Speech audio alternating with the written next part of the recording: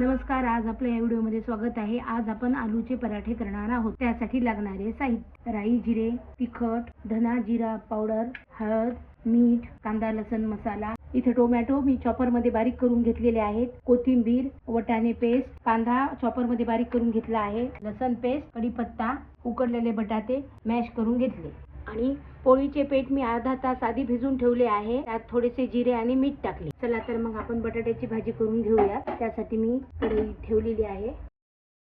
हे पहा, इथे तेल गरम झालेले आहे। त्यात मी राई जिरे टाकत आहे। राई जिरे छान तडतडले की त्यात आपण कढीपत्ता टाकून घेऊया। गॅसची फ्लेम थोडीशी मध्यमच करायची आहे। आता यात आपण कांदा टाकून घेऊया। कांदा खूप बारीक करायचा, म्हणजे कसं पराठे फुटत नाही। हे छान मिक्स करून घ्यायचं। कांदा लालसर परतून घ्यायचा। कांदा छान सोनेरी झालेला आहे। त्यात आपण लसूण टाकूया। लसूण पेस्ट टाकून थोडंसं परतून घ्यायचं। धने जिरे पावडर, कांदा लसूण मसाला, लाल तिखट चवीप्रमाणे टाकायचं, थोडीशी हळदी, चवीपुरतं मीठ छान परतून घ्यायचं। वटाण्याची पेस्ट टाकायची, हे पण छान परतून घ्यायचं। चॉप केलेले टोमॅटो टाकून देत आहे। आता हे छान परतून घेऊन आपण एक वाफ काढून घेऊया। टोमॅटो छान मॅश झालेले आहेत, छान शिजलेले आहेत आणि आता आपण यात बटाटे टाकून घेऊया। बटाटे छान मिक्स करून घ्यायचे आहेत आणि यात थोडं पाणी वगैरे असेल तर ते घट्ट छान आळून घ्यायचं। भाजी घट्ट करून घ्यायची, म्हणजे पराठ्यामध्ये फुटत नाहीत पराठे। छान मिक्स करून घ्यायचं आणि अजून एक वाफ काढून घ्यायची। आणि पहा, हे आता छान मिक्स झालेलं आहे। एक वाफ काढून घेऊया। 5 मिनिट झालेले आहेत। पहा, छान वाफ आलेली आहे। भाजी मस्त शिजलेली आहे। सुगंध पण खूप छान येत आहे। यावर आता बारीक चिरलेली कोथिंबीर टाकून घेऊया आणि भाजी गार होण्यासाठी, थंड होण्यासाठी एका ताटेमध्ये काढून घेऊया। छान प्लेटमध्ये थंड होण्यासाठी ठेवूया आणि पाहू शकता भाजी थंड झालेली आहे। त्याचे आपण छोटे छोटे बॉल तयार करून घेऊयात असे।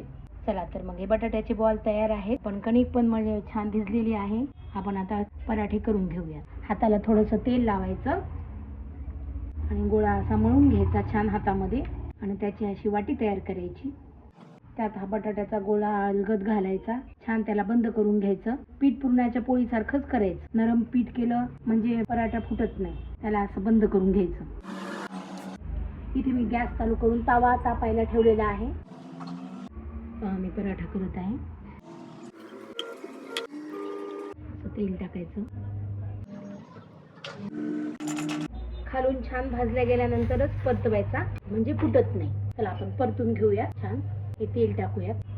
बघा कसा टम्म फुगलेला आहे पराठा। छान सोनेरी रंग आलेला आहे। मस्त आपला पराठा शेकला गेलेला आहे, छान भाजला गेलेला आहे। आता मी सर्व करत आहे। खाण्यासाठी तयार आहे पराठा। इथे चटणी केलेली आहे, तूप टाकत आहे। हे पहा, खाण्यासाठी आपला पराठा तयार आहे।